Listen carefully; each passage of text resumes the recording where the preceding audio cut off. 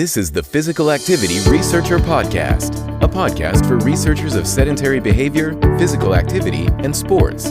Join for a relaxed dialogue about research design, practicalities, and, well, anything related to research. Learn from your fellow researchers useful and relevant information that does not fit into formal content and limited space of scientific publications. And here is your host. Welcome everyone. This is the Meaningful Sport podcast, and I am your host, Noora Ronkainen. Meaningful Sport is a series of discussions on the why and how involvement in sport and physical activity can be an important part of a life worth living.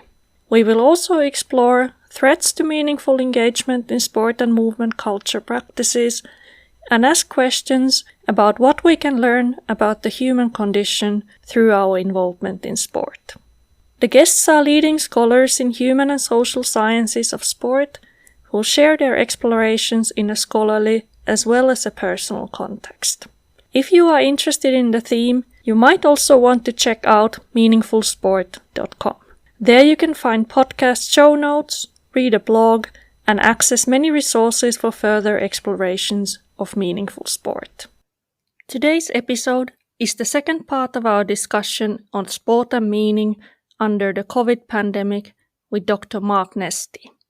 In the first part, which I recommend you to check out, we explored how existential psychology can help us understand the world where we find ourselves in, and how the pandemic might have led some of us to see sport differently. Today, we will continue exploring existential ideas and how they can help us understand sport and the world under the pandemic. Mark will share some insights on his applied work with athletes, talk about his current academic writing, and also talk about the personal meaning of sport in his life. Dr. Mark Nesti has recently stepped down as reader in sports psychology at Liverpool John Moores University. He is now working as a British Psychological Society chartered sports psychologist with the first team players and staff at Yorkshire County Cricket Club and Aston Villa. I hope you enjoy today's episode. Yeah, I think the last kind of existential theme that comes through the literature that we haven't talked about yet is kind of the future orientation, or existential psychology is kind of not interested in digging into your childhood and finding what's the source of all your problems in life, but it's more interested in what is happening at the present moment and looking into the future and what can you do to become the person who you want to be. And so in this situation, it's very difficult to think about the future because nobody knows what is going to happen next week. For many athletes, all the competitions and everything has been cancelled, and there is really impossible to say when they are going to compete again or when something is going to happen in the sport again. So how would you work with an athlete when you cannot really think about the future in at least not in concrete terms? But in a way, Nora, I think this is really interesting because this is just a more extreme version of life, in that we never really know what the future is. That's true. And we think that we do, but this moment now has actually made it really vivid and clear that we don't control what's going to happen in the future. I don't know what's going to happen in the next 5 minutes. You might shut me down. The reality is that there are always, particularly in very fast-paced, high-level professional sports, but for everybody, really, who are taking part in sport and even in the rest of life, there are so many unknowns in truth. This is just a more extreme version of that. And I still take your point. It's a very important point that, usually athletes are quite sure that they've got events to work towards. Whether they make them is another story, but they've got events, whether it's major competitions or levels that they need to aspire to and achieve, but there's still huge amounts of uncertainty around whether they will achieve those goals and those aims and those dreams and those visions. So really this is just, an incredible moment that brings that into stark relief. And in terms of maybe something I did want to say, which is, I hope something that maybe some listeners will think is a little bit pessimistic, and that it won't be like that because of the experience that people are having. I wish I could imagine that 50% or the vast majority of people, athletes and others, but we're talking about sport here, will reflect on the experiences they're having now, and will draw on these and bring what they've learned here into different ways of their athletic and sports careers as they move forward, whatever level that may be. Whether that means to see competition in a new way, where they understand that competition is really nothing without attempting to perform and play in an ethical way. It's redundant. It's one of the reasons why so many people who hate sport and dislike sports people adopt that stance, because they see a brittle, extreme competition. So whether it affects your view of competition, whether it affects your view of what sport is, whether it affects your view of what you've just done with this period of your life, I hope for deep reflection against a kind of understanding that there's uncertainty, and therefore, feel like aspirations and choices that you can't guarantee will come to pass. But the pessimistic bit of me is I remember reading a study, and it was about the military, and it was many years ago, and it's not a sport context, but where this study, with a lovely follow-up study, longitudinal study, quantitative and qualitative data, identified that despite a very, very severe critical moment, and I won't get into what that was, but it was very severe and prolonged, only 1 in 20, in other words, 5% of the individuals involved actually truly changed behaviour, actually truly deeply learned. And the others, maybe they had, but you couldn't tell from any of their behaviours and responses. They went back to where they were before. So I hope for 6%, that would be an improvement. And, that's going to be playing to the hands of those who think anyone who's interested in the existential view sees life in the negative rather than the positive. I don't think that's the case. I just think that it's very difficult for people to make these sorts of changes. But I hope that, more, and then it can build from there. But yeah, you make a fine point. This is very much more radical than anything that athletes have ever experienced before, the current group, in that they really are finding that they can't wait. They can't wait for something that they think is going to happen in a year or 2 or 3 years' time. They're having to make choices now that they can't put off.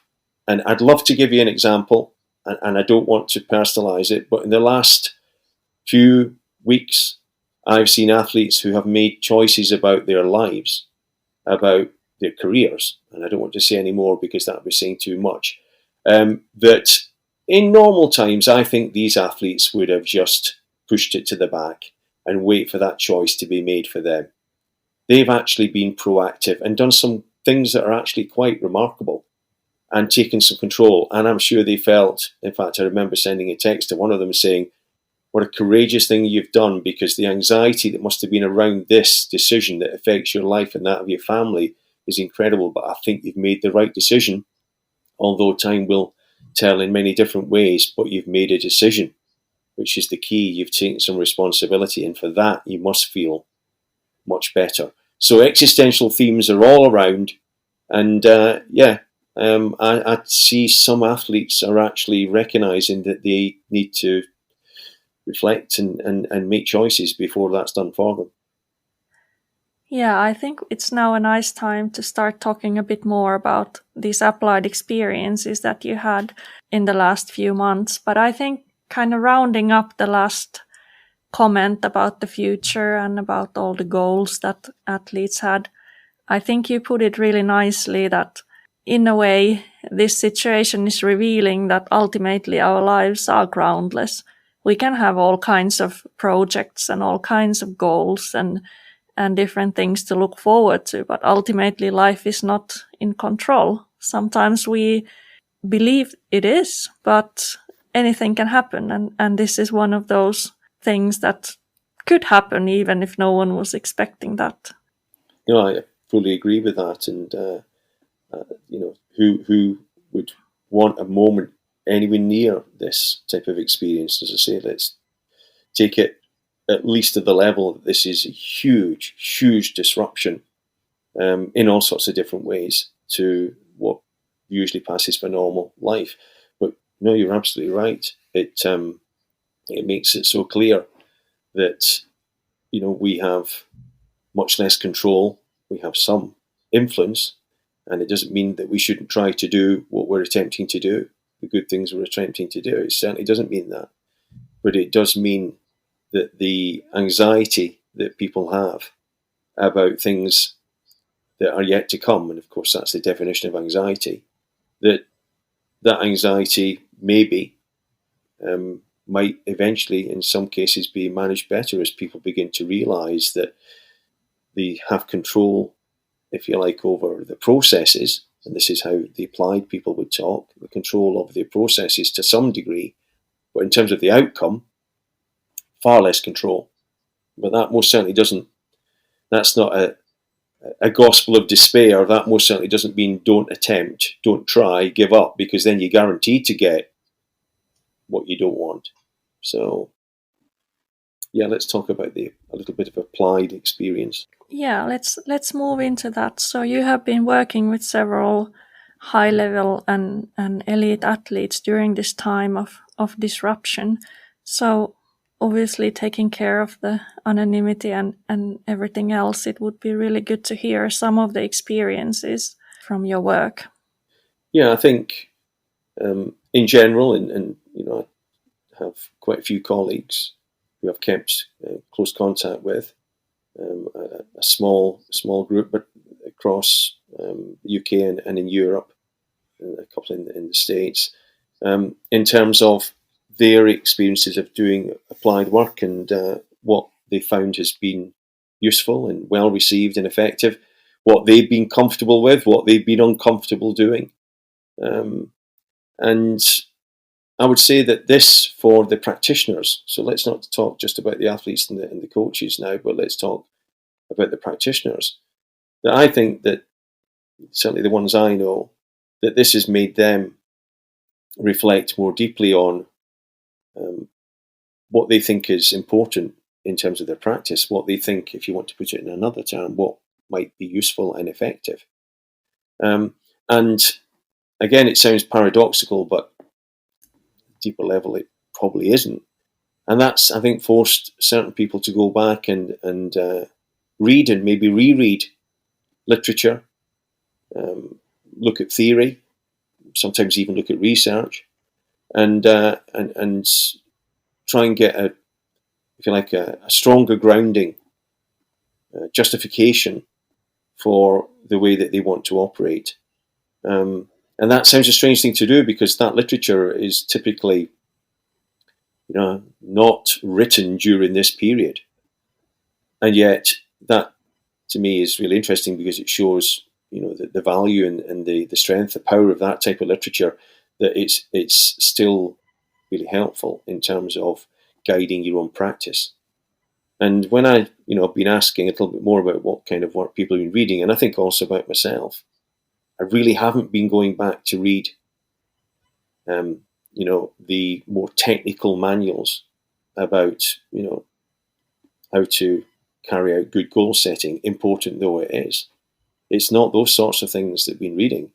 Quite frankly, it's literature that is more sometimes philosophical as well as psychological.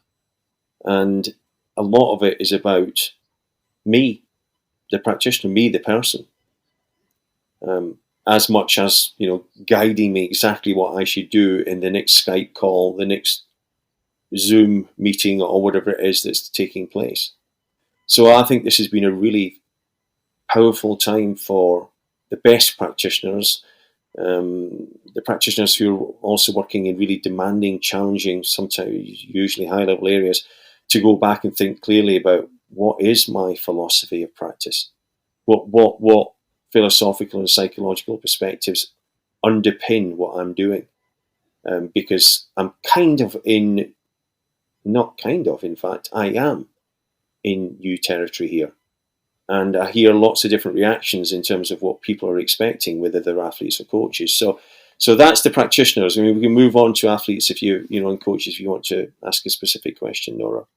Yeah, I think we can talk about the athletes who you work with and how it has been to be delivering your support in a very different way from what you are used to doing. I think I can't make of course, and I shouldn't make a sweeping statement that they're rarely the accurate and truthful account in anything. But I think it's fair to say that for some individuals, the lack of face-to-face work,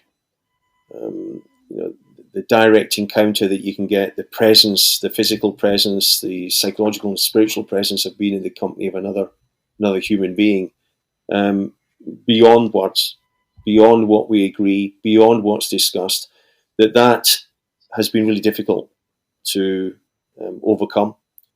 That whilst technology has allowed some incredible things to happen, that 30 years ago, how would this be done? In fact, even 10 years ago, it also strangely reveals the incredible strength and weakness of technology in a way that's, I think, connected back to some of the existential writers, many of them, and very closely associated writers who've warned about the dangers of a technocratic society and over-reliance on technology, a depersonalization, an impersonal way of communicating. So actually, in some ways, it's heightened that, because quite clearly some performers and athletes have, wanted that personal engagement, and now they realise they need that even more.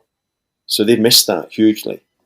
But then on the other side, it has allowed, with remote delivery being the norm, not all of the time, but most of the time, and it has allowed, different ways of engaging, different opportunities for maybe those who are reluctant to do face-to-face work, particularly with a psychologist, maybe more comfortable with the relative anonymity of a call, and the greater kind of structure that's necessary in terms of the way that we're talking right now, where we have to have some discipline and structure and focus to what we're doing, for it to be something that we can both engage in. It's like the rules of our communication are more strict through this type of channel. So some have benefited from that, and then also it's been an opportunity to give people information, that and if you like, a form of education where people can and might be more prepared to do that because they've got time, because they haven't got the personal contact. So they're thrown back on their own resources, and maybe more reading has taken place. I'd like to think so. And so, as I say, there have been pros and cons to this, and I'm sure it will be an incredible set of research papers that will be written down the line in terms of, the benefits and the drawbacks to psychological and sports psychology practice in relation to well-being and performance during this time. I won't be writing that paper, but that will be quite a paper. Yeah, you mentioned kind of diving into this uncharted territory, or kind of the new things that different practitioners who you talk to have read. Is there something new that you have been reading, or some new ideas that you have been exploring during this time? I'm looking over at all my books right now that are sitting there, and I'm actually writing a book at the moment which is on sport and psychology, and probably it's the interface, I think, between philosophy and probably some elements of theology. I'm going to have to borrow from there, but not in any extensive way. And so I'm looking across to see, what's happened, and in terms of that's a particular outcome in terms of my reading, and without boring people, I have 2 rows of books, and one row is meant to be the prime sources, and they're mostly books, I have to say, and let's not get into that topic as to why they are. But they are mostly books, and I have one row above another, and the one beneath I thought was already filtered for the book. And the book is going to be about joy and beauty and spirit and spontaneity and despair and sacrifice and a whole host of words and courage that are primarily hope from a psychological point of view. And I suppose what I've been doing is, in this time, this period, I've been going back to some of the books that I'd relegated to have a look at them. And I'm not sure they're going to appear in the book, but I think that they're going to be useful and have been useful in terms of my own experience here. And I'm looking at one right now. I can read it side on. And the title is Turmoil. And it's actually a philosophical, legal text, an American book from a few years ago. And it has nothing whatsoever about sport. Nothing directly about sport. And I suppose that's what's happened with my reading, is that it's got broader and broader. And as I say, I suppose this is a book that legal scholars would read. I mean, I struggle with some of it, but it's written in a way I think that is still reasonably accessible to somebody who's got a pretty decent social science background, social science humanities. And so I'm finding myself reading books that are outside of just psychology and philosophy. I'm going broader and broader. And I suppose that is maybe a sign of the times, that we're in a very unique moment where it's easier to see how, with all the different disciplines that we have, particularly in the human sciences and the social sciences, how that they are so interconnected. How this experience for people cannot be reduced to a physical, medical perspective. It can't even be reduced, it sometimes seems in the UK, to a physical, medical, psychological perspective. It's not just that, it's emotional, it's spiritual, it's touching on meaning, it's touching on purpose, it's touching on life goals. So I know that's a very, very lengthy answer, but I am literally looking down at my bottom row. There's literature in there, by the way. I'm looking at Oscar Wilde. I don't know if your readers will know him, but he's a very, very famous English writer. And I've got a book by, and I'm not a great reader of poetry, but it's Alexander Pope, who's one of the most well-known and famous of English poets. And some of his work, which touches on these topics that we're talking about now. And I'm going back to that. And I'm struggling. It's poetry. It's not the easiest for a sporty person to read. And I'm trying not to read it in an analytical way. But so I'm my literature that's piled up around me here is broader than ever. So it sounds like during this time you are actually exploring kind of different ways of making sense and using even poetry, which kind of nicely fits existential psychology, which was never just a technical activity, but has always been inspired by different authors and poets and playwriters and having this very broad kind of ground where to draw from. I think that's absolutely correct. And I've not done it consciously, which again would be, in keeping with some of the existential themes. And I don't think it's been driven by some subconscious moment that happened when I was 4.5. So let's not get Freudian. But I think it has been partly the experience I'm having now, where I finished my university position. I finished at the kind of the age that you're kind of at one time meant to, although in today's world, I believe I could go on to 93. I'm not sure why anybody wants to listen to me that long. So it's partly my own experience of having stopped my, full-time job and career, but trying to continue on with my vocation in some particular way. I think it's my vocation, and what anybody else thinks. And you're quite right that I have broadened and looking essentially for different ways of expressing similar things, similar ideas. And that is probably another way of describing a kind of holistic experience, and maybe stepping back And maybe it is a way, instead of thinking that you're going deeper, that I'm actually stepping back and trying to see things, and also my applied experience. I'm trying to actually see that differently. And this is maybe not the time and place, and it would bore people, I'm sure, to talk about, what that has actually meant to me and how I've been wrestling with it this year. But most practitioners out there, particularly if they're sports psychologists or people who've done some psychologically informed work in a sport environment, know that it can be extremely frustrating, very, very difficult. Not just the material that you're delivering with, not just the work that you do. In fact, that's usually the easier part. But trying to work and deliver something that is really quite unusual, and to some degree quite misunderstood, and for understandable reasons. So it's quite challenging, and so that's usually what you're thinking about when you're a practitioner. Why is this not effective as it could be? How can I operate differently within a different environment to be more effective? And I think this moment has, if it has for the athletes and coaches, at least for some of them, made you step back and then step back again. That's certainly happened for myself. And say, actually, less is more. No, less is more. And actually, it should be about quality of engagement and not quantity. And actually, if people really want to engage, that's great. But if people, for whatever reason, don't want to engage, that's okay at this moment in time, because you're not in full control of this.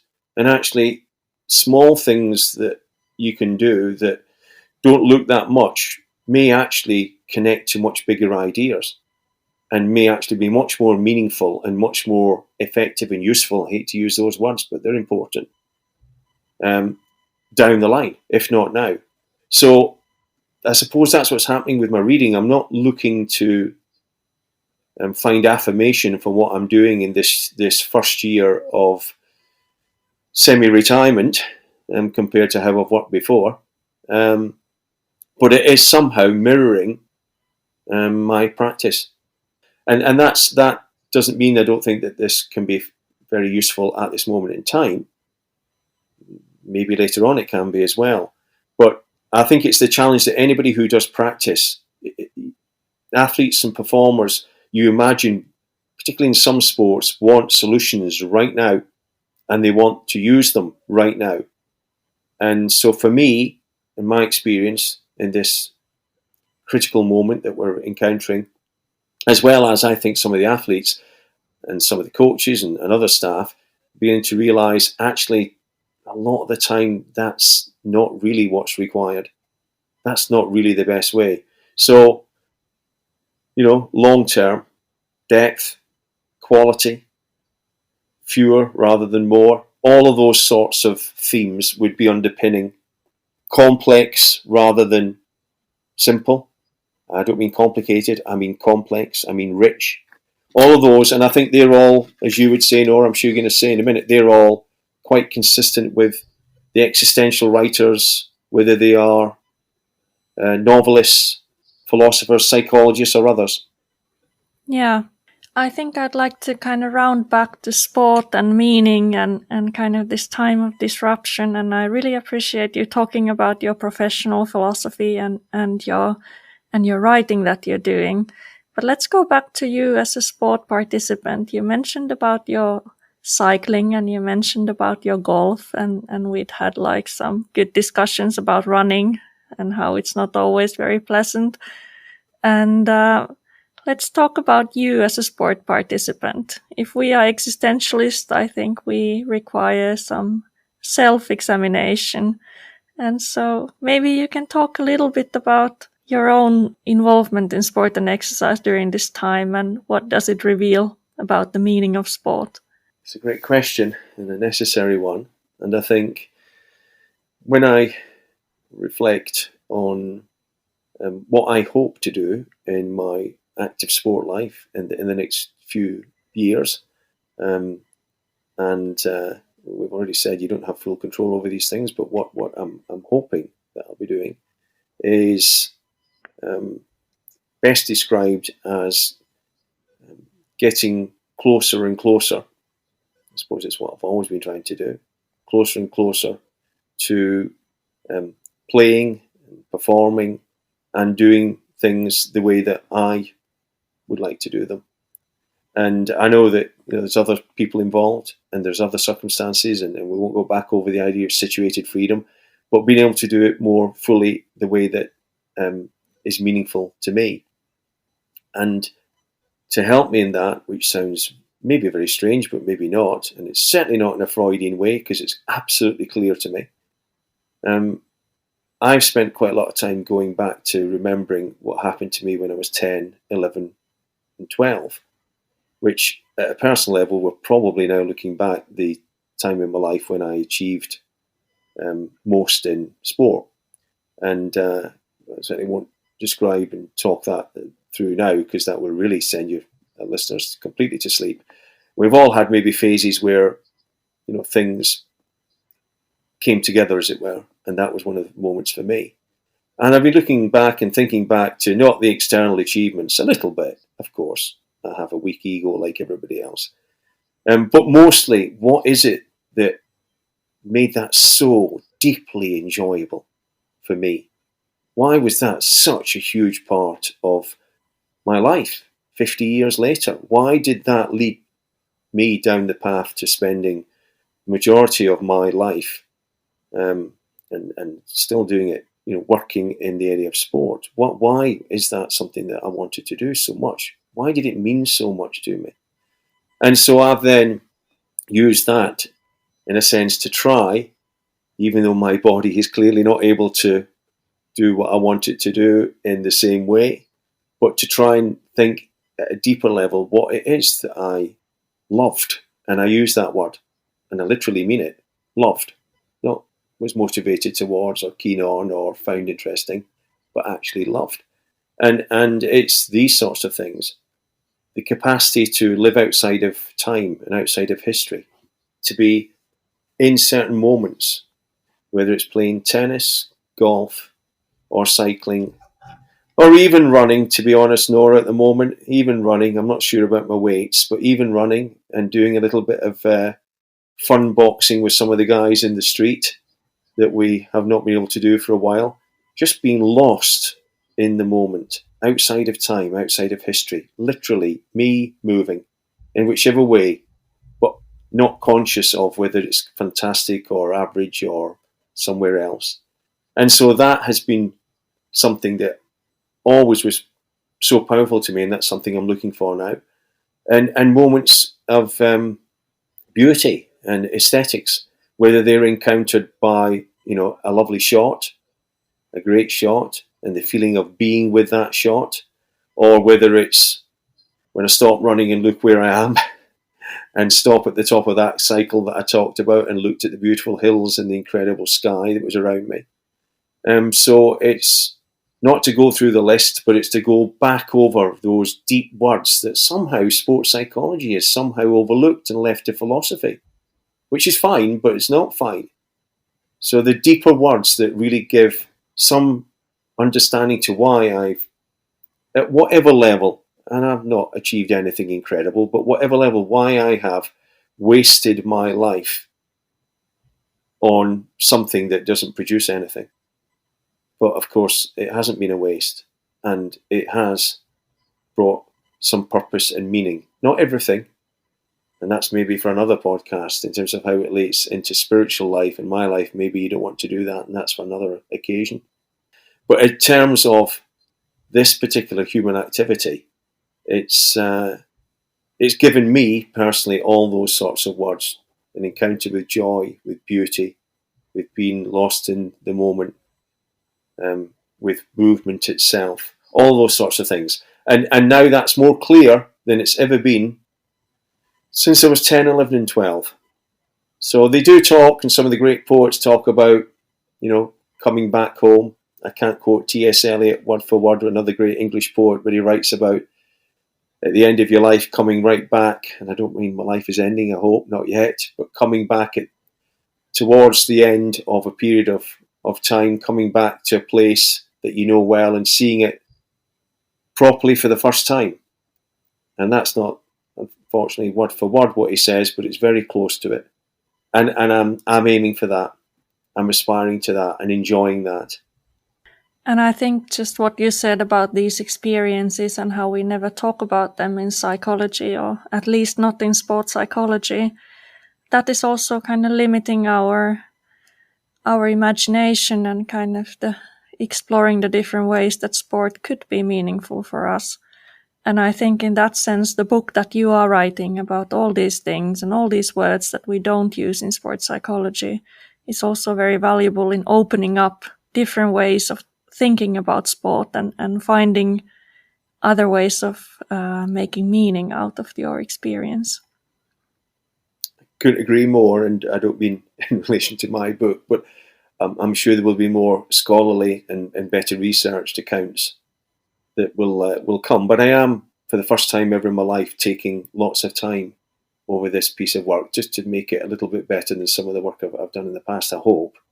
And I hope that, and I know you feel the same, that others will do this. And for me, I just say maybe one of the last points on this, it's not actually really because I want the academic community to understand sport in a different way. I mean, that would be wonderful. And I don't mean everyone, because some already do. But I think that this connects much closer to the lived reality of what people are doing. I think this connects to what happened here in my hometown in Scotland, where when the golf courses were opened, they were absolutely flooded with all ages and both sexes and different styles and different levels and a whole host of variety. And why were people doing that? What was the reason they were doing that? They certainly weren't doing that, most of them, just so that they could lower their handicap or become the next, world-class golfer. They weren't doing it, some were, but most weren't.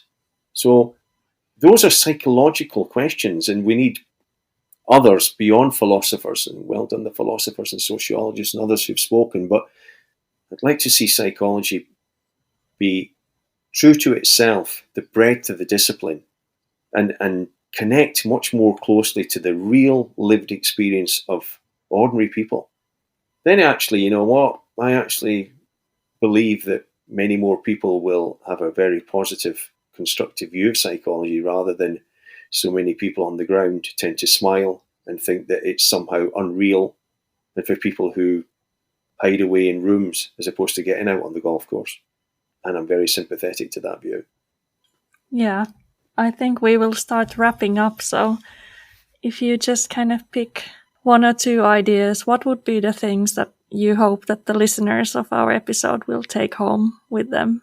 Well, for those who are academics of various sorts, be they researchers or in full-time posts at various levels, but quite frankly also for people who are designated as not academics.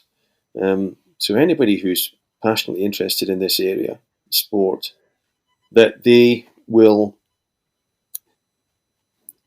extend their reading, is the best way I can put it, and read something that, at least to begin with, connects to the experiences that they have in sport, to what they have encountered in different ways, to maybe think, first of all, why does this give so much purpose and meaning to my life? Why have I been so interested in this? And so to go wherever that takes you, and not draw lines around that it must be psychology, even worse, it must be just behavioural or cognitive psychology or existential psychology, that it must be our team, our group, that you go wherever that leads you and you read, but with that impetus behind you. So that's one of the things I would like. So I was an academic. I still somehow think that I still am in some way, even though I'm not paid for that. And I think I'd like to start with an academic point. The second one is maybe more the other side that we've been talking about, practice. And maybe, to my own practitioners, and I include anybody who's doing work that has a psychological impact. And that would be to, when we have the chance, and we have a chance now, but certainly if we go down the line, not to forget as best that we can to remember some of the things that have been learned during this critical moment, this fracture, this very challenging experience, and let that impact your practice in different ways, whether that is more about how you develop yourself or how you do the work that you do on a day-to-day basis. Whatever the answer is, whichever way that you turn, that you don't miss the opportunity from this existential experience that we're having to try and use that to enhance and improve your own professional practice. And that's not me telling people. That's not because I've got it right. I most certainly haven't. But I just think that, out of something as difficult, ugly, challenging as this, it would be great. And we're only talking about sport and athletics here, but we've been through how important that is. It would be great to see maybe new ways of practicing, new ways of seeing what people do. Yeah, I think those were some really, really important points to take home and think about, and it will all lead us to different ways, and what we find out about our lives and ourselves will be individual. But that's something we can all reflect on and try to learn from this experience. So thank you so much, Mark, for your time. I really enjoyed our talk, and I hope and I trust that the listeners will also enjoy the episode. Thank you. You're welcome, Nora. Thank you. Thanks for joining us this week on Physical Activity Researcher Podcast. If you like the show, make sure you never miss an episode by subscribing or following the show on Twitter. This podcast is made possible by listeners like you. Thank you for your support. If you found value in the show, we would really appreciate a rating on Apple Podcast or whichever app you're using. Or if you would, in a real old school way, simply tell a friend about the show. It would be a great help for us. We have a fantastic lineup of guests for forthcoming episodes, so be sure to tune in. Thank you all for your support and have a great day.